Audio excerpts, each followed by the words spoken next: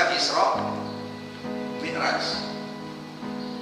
Jadi ketika Isra Mi'raj itu Rasul ditunjukkan beberapa kejadian atau peristiwa.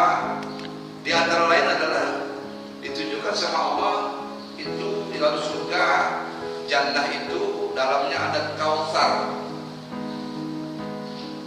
Kautsar itu sungai, ini juga jangan salah paham. Airnya jernih. Jernihnya kayak apa? Kayak susu. Nah, ini tanya lagi nih, kita akan masih. Susu dengan aqua mendingan mana? Bagi aqua ya. Tapi ini lebih benih daripada aqua. Yang betul apa betul? Makanya saya suka bilang, terkadang ada amsal perumpamaan. Sebab bening air mineral udah ada lagi bening. Nah, substansinya adalah ada kalimat berikutnya, sehingga rasanya seperti rasa madu tuh air. Maka digambarkanlah kejernihan itu dengan rasa, sehingga rasanya itu seperti madu, maka susu timpalan itu. Di kanan kirinya ada bangunan-bangunan yang terbuat dari batu yang sangat luar biasa, batu permata, sehingga kerikilnya adalah permata itu. Saudara, Allah bilang nih, tuh Muhammad, kalau bahasa kita ini tapi nggak sama lah kita begitu. Tuh Muhammad, surga tuh buat lo tuh, kayak gitu tuh, sungainya tuh. Pertanyaannya, coba bisa jawab kan?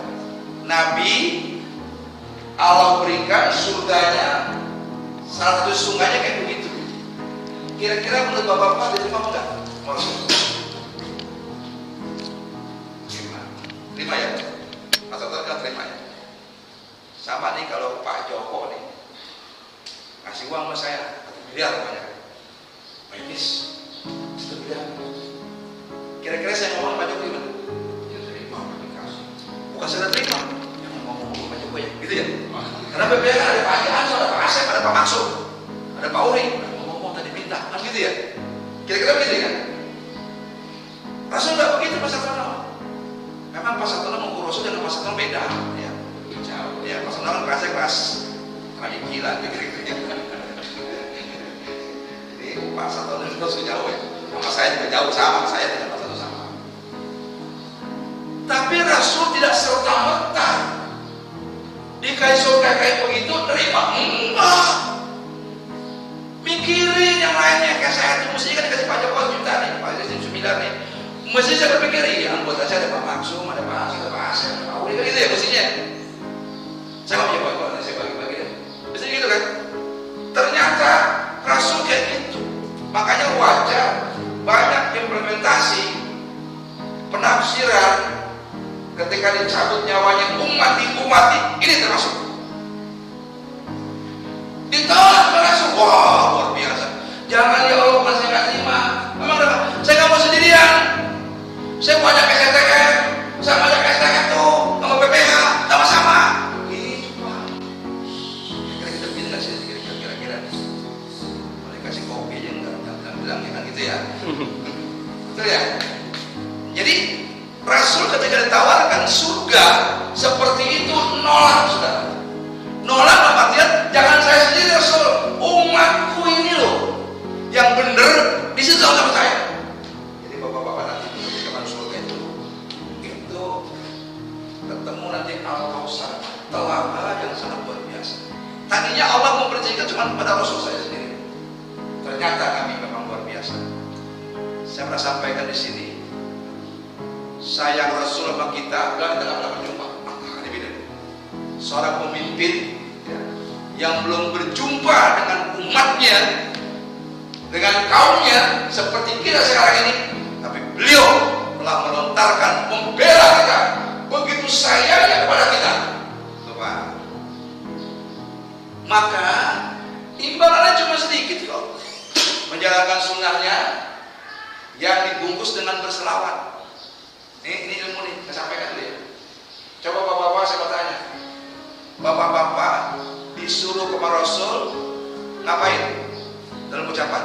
selawat. Betul? Betul ya?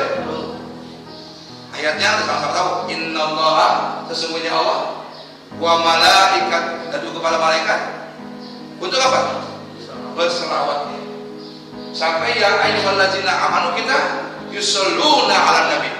Jadi kita diperintahkan Rasul berselawat, Pak. Saya ulang, perintahnya berselawat. Jangan kaitan dengan organisasi. Bener enggak kalau perintahnya kirimin Al-Fatihah ke Rasul? Ayo. Ila hadrat Nabi Al-Fatihah. Betul salah? Ngomong. Jawab. Salah. Perintahnya apa ya? Selawat, bukan Wajar surat tobat kalau diangsur gitu. Bahkan bukan hanya Rasul dikirimin Al-Fatihah kepada siapa? Malaikat. Katanya Pak Kiai, tadi Rasul Al-Fatihah kepada Rasul itu para malaikat. Iya Pak, kenapa? Kalau kita sering kirim Al-Fatihah pada malaikat, nanti waktu kita masuk kata akhirat, malaikat sayang sama kita, gitu. Imbalan terus main judi, nyekek potong, batik kartu. Sokokannya apa? Kirimin Al-Fatihah itu malaikat supaya kan disiksa. Namanya nyiksa malaikat apa Allah? Yang kasih surga neraka Allah malaikat? Allah. Saya sudah sampaikan, malaikat itu robot di hadapan Allah. Ingat, nggak bisa dia bergerak tanpa izin Allah. Contohnya ketika Nabi di Taif disampitin, dilempari oleh batu dan kotoran, malaikat emosi. Ya Muhammad, ngomong sama Allah, ngomong, nggak ujuk-ujuk kayak kita. Pas Anda bilang Peres itu cinta, Pak terus minta cinta, nggak minta izin Allah. Malaikat nggak bisa, Pak. Ingat baik-baik. Maka Muhammad ngomong sama Allah, ngomong ngapain? Ini gunung gua angkat nih, gua tibanin orang-orang yang suka kayak botol, baling, atau mungkarot yang suka betul seperti itu. Ngomong sama Allah, ngapain? Tolong ya Allah, angkat ini bukit biar malaikat yang angkat. Minta izin Allah. Ketika Allah diminta, Allah izinkan, baru malaikat bisa angkat ke gunung. Nggak ujuk-ujuk. Apa ujuk-ujuk? Itulah kira-kira. Tiba-tiba nggak bisa. Saya bisa tiba-tiba. Tuh, waktu itu nggak takut. Gua nggak bisa. Nggak harus minta izin Allah. Betul? Betul? Sama halnya. Nih. Jangan sampai kita terkecoh. Biar kuatnya kita ini. Jannah artinya apa jannah? Surga. Jin, jannah. Jin tahu jin? Bukan temannya Pak Ade yang botak, bukan. Apa Ade ya? Jin asal kata jannah. Oke. Jannah artinya apa? Surga. Saya tanya pada dia, ente yakin nggak adanya surga? Yakin. Pernah lihat? Belum. Begitu Pak. Jadi pengertian jin, jangan asal kata jin, pengertian sama mesti itu. Nggak pernah lihat, cuman saya percaya adanya jin, adanya surga. Enggak. Kepercayaannya melampaui sehingga divisualkan. Jin apalagi botak, kesian Pak Aceh. Botak gendut, kesian maksud. Kamu Pak Diki gendut. Apa dia golongan jin? Mau dia. Jadi terhadap makhluk Allah yang namanya jin, hanya percaya saja. Itu jangan divisualkan. Nabi hanya mengatakan, ini ilmu nih. Kalau saudara di rumah, ini kata Nabi nih, teman bentuknya KPK kita nggak tahu, hanya segitu bahasa. Begitu masuk ke dapur, kenteng, suara piring beradu, gitu ya. Gelas kenteng. Iya, tikus kagak ada, cecek gak ada, matusmin gak ada, tapi kok bunyi? Apa matusmin? Bukan saya main jin, bukan. Kata Nabi, kalau Anda tidak melihat ada makhluk-makhluk yang terlihat, itu adalah sibiun, sibian. Siapa itu? Anak jin. Kenapa saya sering sampaikan? Takut pada takut, benar. Coba sekarang kita pasang besok kita masuk ke dapur dan berani jin kabur. Oke. Jadi kadang-kadang kita itu, ya, dengan bid'ah, mengada-ada. Perintahnya cuma segitu, ditambah-tambahin. Kayak gitu tuh, ya. Coba aja. Nggak pernah kita diberikan Rasul, bahkan Rasul lebih pintarnya nggak tahu. Kita sok tahu, betul? Apa itu? Ada sebulan mati. Saya ingat tuh Bung Karno, Pak. Bung Karno meninggal tahun 70. Saya masih SD. Kelas berapa itu? Kelas berapa? Kelas 5.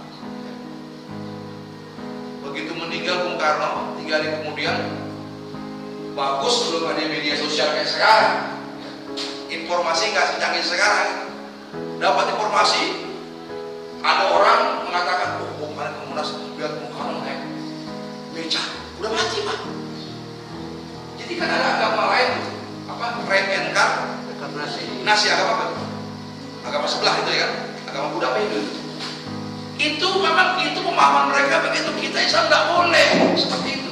Jadi orang sudah mati itu katanya kalau belum 40 hari, betul, rohnya masih ada gentayangan.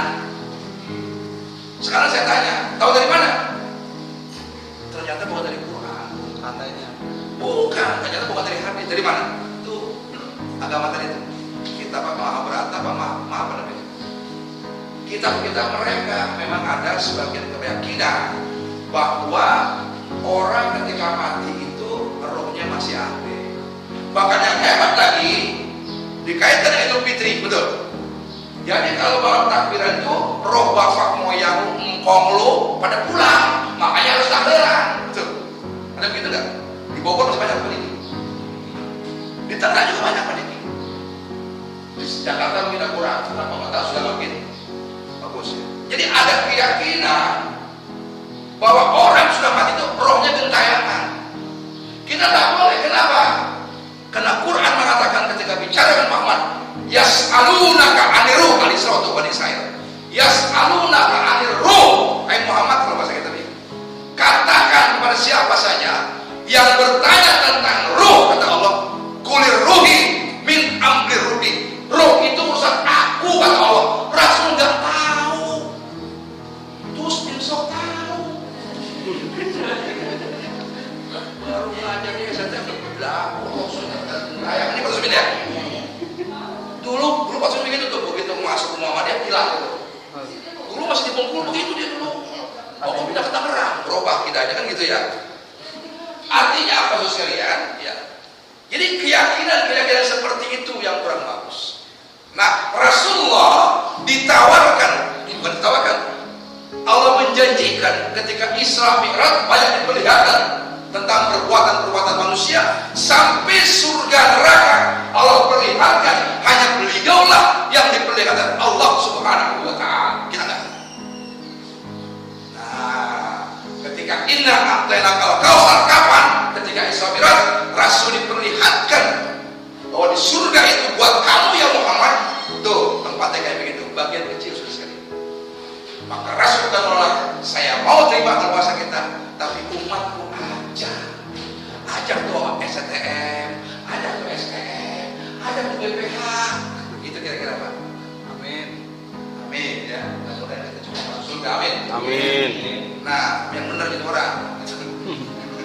Oke, maka Rasul bilang itu sampai beliau. Nah, ini yang saya sampaikan. Ketika beliau mau wafat, malaikat Jibril berpaling. Rasul negur, hei Jibril, udah gak suka sama gue? Memalingkan wajahmu gue lagi sakit. Jibril mengatakan, ya Muhammad, kekasih Allah, tak tega, malaikat gak tega, malaikat gak tega. Kalau begitu malaikat tega aku gemes. Dia nih, wartawan gak beres. Bang habis sih kira-kira gitu ya. Bagus aja tuh, medianya udah tutup tuh, tobat dia sekarang masuk.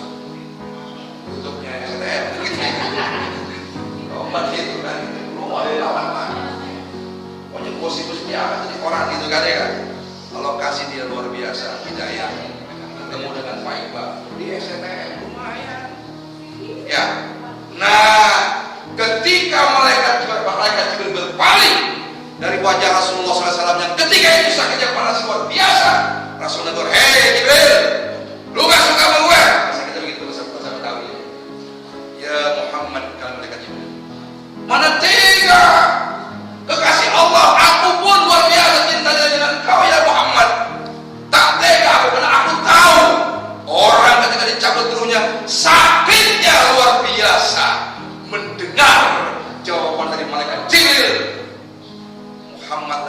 pemimpin yang mementingkan bukan dirinya sendiri, tapi umatnya termasuk kita sekarang ini, maka wajar kalau kita cinta kepada Muhammad Rasulullah SAW. Bukan, jadi jangan kamu memasang tempe kesukaan gitu ya. Karena suka sekali tempe tiap hari, apalagi Muhammad Rasulullah SAW yang membela kita dunia dan akhirat. Maka dia mau, ya Allah, cukup diriku, ya Allah. Ketika ruh dicabut dari jauh jasadku, ya Allah, cukup aku saja yang merasakan sakitnya, ya Allah, jangan umatku. Luar biasa, luar biasa. Belum ada satupun di dunia ini seorang pemimpin yang seperti beliau. Maka wajarlah kalau kita ini harus mencintai Rasul. Kenapa? Beliau mencintai kita melebihi mencintai dirinya sendiri, saudara-saudara sekalian. Sampai sudah dengan mau sendirian. Kalau kita, aduh, kalau perlu yang tahu, yang tahu dah, itu mau apain kayak gitu dia kan. Inna a'tana kal-kautsar. Maka perintahnya, fasolli, sholatlah. Kalimat fasolli ini, ya, karena ayatnya berkaitan dengan Quran. Soli ini adalah pertama sholat lima waktu. Yang kedua, sholat sunnah termasuk Idul Adha. Dalam tafsir itu saya lihat tidak ada perbedaan pendapat para mufassirin. Sholat di sini adalah bukan yang jaga waktu sholat sunnah. Nah, wanhar, berkorbanlah kamu. Apa hasilnya? Inna syani'aka huwal abtar. Jadi hadis yang lemah itu abtar, tangan kanan, tangan kiri, tubuh tangan kanan. Itu hadis lengkap. Ternyata abtar itu ada dua peristiwa. Saya lupa nama yang pertama, ada Wail belakang itu. Ketika Rasul punya anak namanya Ibrahim. Ini Pak, ini ada orang Arab zaman jahiliyah. Ketika Rasul punya anak Ibrahim, Wail dan Abu Lahab mengatakan, dia itu Muhammad. Jadi orang Arab Pak, kalau punya anak nih, orang Arab Pak, Abis orang Arab kan Abis, orang Arab ini, Arab zaman jahiliyah, ini kan zaman iman kan itu ya. Zaman jahiliyah itu orang Arab, ketika punya anak laki-laki meninggal dunia, maka dianggap putus keturunan itu. Bahkan namanya pun tidak akan terangkat.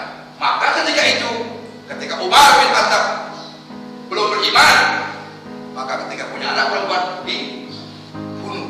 Karena laki-laki lah yang mengangkat keturunan itu. Maka ketika Muhammad anaknya namanya Ibrahim meninggal dunia, dicela habis-habisan. Hei, lihat Muhammad, udah putus hubungannya, nggak bakal lancar namanya, nggak bakal naik. Kalau bahasa kita nggak bakal ngetop. Kenapa? Karena orang Arab. Sehebat apapun dia ketika itu, ketika anaknya itu laki-laki meninggal, sudah habis namanya. Kalau kita kan ada pepatah ya, macan mati meninggalkan gajah mati gading, manusia mati nama mereka kan. Sehingga keturunan itulah yang menjadi bagian penting dalam kehidupan, apalagi beliau mengaku sebagai Rasul. Mana buktinya Rasul? Anaknya mati dulu, hanya tinggal Fatimah. Maka Abu Lahab pun demikian. Maka Rasul dipuja seperti itu. Kalau bahasa kita, kalau lu ngaku Nabi Rasul, mana anak lu mati mulu, tuh tandanya Tuhan lu gak demen dengan lu. Wah mantap bener Tuhan. Kalau Tuhan Nabi minta dong, ya Allah, berikan aku anak laki-laki, buktinya mati mulu. Maka yang sudah setengah beriman mundur. Maka Allah kan, inna syani'aka huwal abtar. Maka orang-orang yang berbuat seperti itu, kata Allah, aku putuskan hubungan aku dengan dia, tuh Wail dengan si Abu Lahab. Maka saya katakan kemarin, Abu Lahab dihinakan Allah di dunia dan di akhirat. Sampai matinya pun gak bisa pakai tangan diburu dan lubang. saking baunya minta ampun sekali. Itulah ulama. Makanya saya kalau pesan yang mau umroh, lagi pergi haji, apalagi umroh ya, yang mau jalan-jalan jangan ke Turki, jangan kemana-mana, jangan ke Sudan. Cukup di Mekah itu banyak sejarah. Ada kampung Abu Lahab, ada kampung Abu Jahal, ada air terjun yang gak habisnya airnya. Anda kalau air terjun banyak ada gunung di sana, batu keluar dan air bisa diminum. Luar biasa, banyak Pak. Kalau masih kita situs di sana banyak sejarah, sampai ada tempat sholat Nabi yang dijaga betul ya, dari mulai itunya tuh tiang-tiangnya sampai sekarang ada terus. Dan air yang saya minum ini dari mana airnya? Saya nggak bisa naik ke atas Pak. Saya mau tahu sumber dari mana? Itu dari batu Pak, kayak terjun. Terus saya tanya teman saya, gimana? Minum aja ya? Bisa minum. Nah jadi pesan-pesan banyak itu ya. Nah terus saya katakan ternyata kampung Abu Lahab sepi Pak. Nah rumahnya Abu Jahal itulah dihinakan pula menjadi toilet, salah satu toilet di Masjidil Haram. Mau tahu? Datang ke sono. Susah aku jelasin. Nah terus sekalian, jadi kesimpulannya apa itu? Maaf saja. Jadi orang yang sering-sering sebenarnya agak susah, banyak-banyaklah sholatlah dan berkorban. Sehingga orang-orang yang menghina, si lupa itu, entah suaminya, entah lakinya nggak beres, maka omongan itu jangan Anda balas, banyak-banyaklah berkorban. Nanti Allah balas, inna syani'aka wal abtar. Jadi kalau kita sering dihina orang, terutama penghinaan tentang keturunan, maka sholatlah kamu dan berkorbanlah kamu. Karena orang yang melakukan itu, kata Allah, aku memutuskan hubungan dengan orang yang mencela kamu, orang yang menghina kamu. Jadi sholat dan berkorban, inilah mukadimah tentang kurban. Kita akan sambung, kita akan bicarakan bagaimana kurban itu. Mau tahu? Tunggu tanggal mainnya pada waktu yang akan menentukan hari itu yang akan datang. Demikian, mari sama-sama kita sholat sunnah zuhur. Nasrul minallah, fatul qarib, mubashirin binin. Assalamualaikum.